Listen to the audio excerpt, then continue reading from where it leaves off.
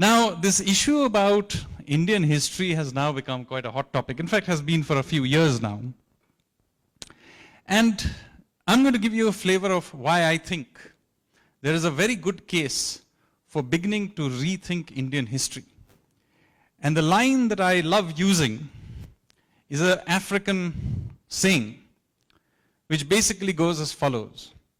Until the lions have their own storytellers, the history of the hunt will always glorify the hunter. So until we learn to tell our own story and continue to think of ourselves in the ways others define us, we will continue to be their slaves. So it's very important that we tell our own story. But there is a real problem. That 70 years after independence, we still do not tell our own story. And when we do, there are enormous biases in this. So what I'm going to try and do is to give you some sense of the kinds of bias. They're not the only kinds of bias there are many others. But I'll give you some sense of the big ones.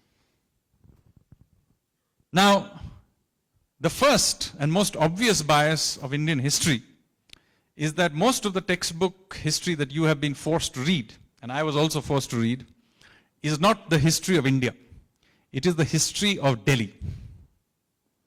So you and I have been forced to memorize the names of large numbers of kings of Delhi, including obscure dynasties like the Lodhis.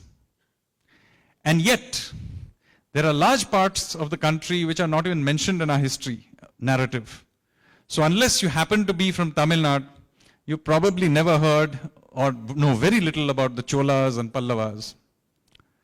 You probably heard very little, unless you happen to be from the northeast, about the great Ahom kings who ruled over that part of the country for 600 years. You probably not heard much about Lalitaditya, who set up the Kashmiri king, who set up this huge empire in the north of India. You probably not heard of Satavahanas, the Chalukyas. So the problem here is that essentially we have left out the narrative of India almost entirely. And God forbid you happen to be coming from some place like Goa or Sikkim, you do not even exist in the history book. So this is a very major problem. India needs to grab back its narrative from Delhi. So this is the first most important thing that we need to do. The second very important thing we need to do is to recognize that a large part of the way we think of our narrative is even today, 70 years after independence, heavily dominated by the way the colonial rulers had told the story. We have just, without updating it, blindly continued with the stories. Have you noticed that when you're reading your history books, that no matter when the battle happens, the Indians always lose? Have you noticed that? So the 3 battles of Panipat, Indians lose. Battle of Buxar, Indians lose. Battle of Tarain, Indians lose. Battle of Plassey, Indians lose. So now, surely, given that we are still here, we must have won some battles at least. But those battles were, and our successes were simply systematically removed from our narrative. And so, as a result, we have been left with this impression that we never won anything and we were a bunch of losers who were always meant to be colonized by somebody else. This is essentially a narrative that a colonizer was telling us in order to dominate us. And yet we have imbibed it to such an extent that we do not even think about it. So for example, we all know about Mahmud Ghazni and Muhammad Ghori. And you get the impression from reading our history books that, one of them came and a few years later the other one came. But in fact, the last invasion of Mahmud Ghazni happened in 1025. Mahmud Ghori turned up in 1192. There was a 175-year difference between the two. So why was there such a long, big difference? The reason for that is very simple. In 1033, the nephew of Muhammad Ghazni raced down from the Afghan mountains, and he fought his way through to the Gangetic plains, where he was met by a local king. The king's name was Suhail Deo Pasi.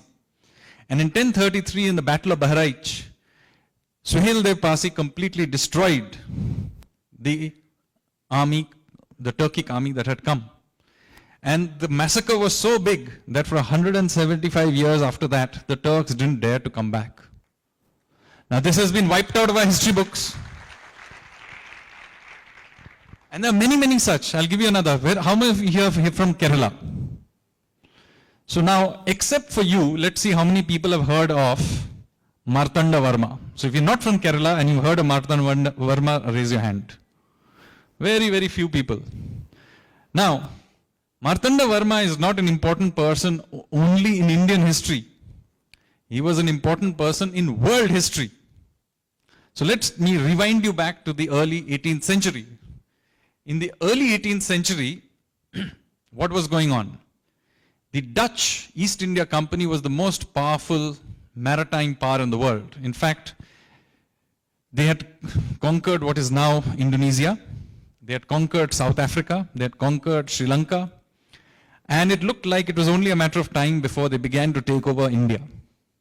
When they came across a man called Martanda Varma, who was the king of a very small kingdom in the southern tip of India.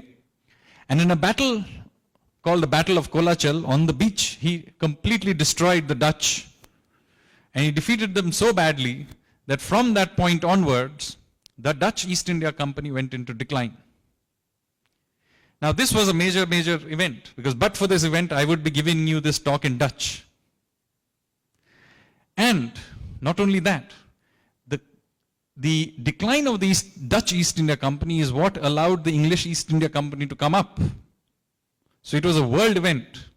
And from that point, and I think this battle was fought in 1732, if I'm not mistaken, and then till 1905, when the Japanese defeated the Russians, no Asiatic power defeated a European power.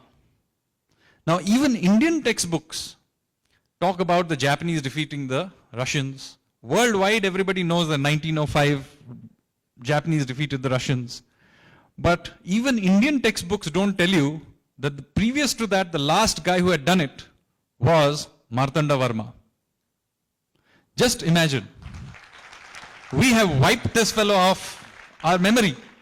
In most other places, he would be there in every other. So similarly, in Assam, did you know that at the height of the Mughal Empire, when the Mughals invaded Assam, the Assamese managed to coax the Mughal army onto a naval battle on the Brahmaputra, where a general called Lasit Borphukon completely destroyed the Mughal invaders. Again, unless you happen to be from Northeast, you probably never heard of Lasit Borphukon. And these are just individuals. There are entire empires that have been wiped out of our memory. So from our textbooks, you will get the impression that the Mughals ruled India, and then a few years later, the British took over India. What they don't tell you is that there is a fairly long gap between the two, and that for something like 70 years, a large part of India was ruled by the Marathas. In fact, they ruled India from Punjab all the way to southern India to Tamil Nadu. Now, this was a huge empire. In fact, their empire was larger than that of Akbar. And yet, the Maratha period has been wiped out. Why? Because it was an inconvenient period to the British narrative that foreigners have always ruled India. In fact, they were so keen on this narrative, they invented a completely fictitious invasion called the Aryan invasion theory, to basically tell us that, look, this civilization you're very proud of is actually also a gift from some white people. And all we are doing by conquering you is giving you a software update. So the net result of this is that our narrative has now got to be captured back and rewritten by ourselves. So this is the second major problem in our narrative. The problem was that after we became independent, rather than correct these narratives, a new group of rulers came about and they wanted to add in their narratives. They were both, of course, there was the Congress Party and the Gandhi dynasty specifically. And of course, in the intellectual spaces, they were the Marxists. And what they did is that they inserted their own biases into the story. So I'll just give you one example of it. Now, if you were reading the history of the India's freedom struggle from the British, you would get the impression that it was a uniquely peaceful fight for independence, which led by Mahatma Gandhi and the Congress. And the story would go to give you the impression that, you know, we politely asked the British to leave and they very graciously left. Problem is that this is not the real story. There were many other movements to liberate India from British rule, including several which were armed revolts. Now, because it's still in fairly recent history, people still know the names of a few of them, like Bhagat Singh. You'll have heard of Udham Singh perhaps, maybe of Chandrasekhar Azad and a few others. But the impression you get is that there were random people carrying out some random acts of individual bravery, and that really it had no real impact on the overall story. That is actually not true. The revolutionaries were an organized group of people starting in the 1910s who had embassies in the First World War in places like Japan and Berlin, who organized major efforts like the Gadar movement. Please read about all these. That they were, during the Second World, of course, thanks to Subhash Bose's INA, you know a little bit about. But you know, other than these random things, you don't understand that many of the people who participated in this were the same people with the same agenda working together over a long period, 40, 50 years. And that is simply left out of the story. So you give the impression that there were individual acts of bravery and nothing else. Whereas this story can be told in a completely different way, incidentally. And it gives you a very, very different impression of why, in the end, India became independent. Culminating in, of course, the 1946 when you had the naval revolt in Bombay. It had nothing to make with making salt. Now that is a totally different story. Wiped out of our memory. I am personally slowly researching this story. And it's an extraordinary story of espionage and individual courage and so on. So hopefully in a couple of years' time you'll be able to read this story. But the point I'm making to you is this is another bias. And I'm going to finish with the last bias that I think is that women have been wiped out of our history books again. This is astonishing because unlike the histories of many other parts of the world, Indian history is actually full of powerful, interesting women. This is unique. And yet we don't hear very much about them. How many history books tell you about Ahilya Bai Holkar? Or the great resistance of Durgavati to Akbar? Or the resistance of the three Ranis Abakka of Ullal who fought against the Portuguese?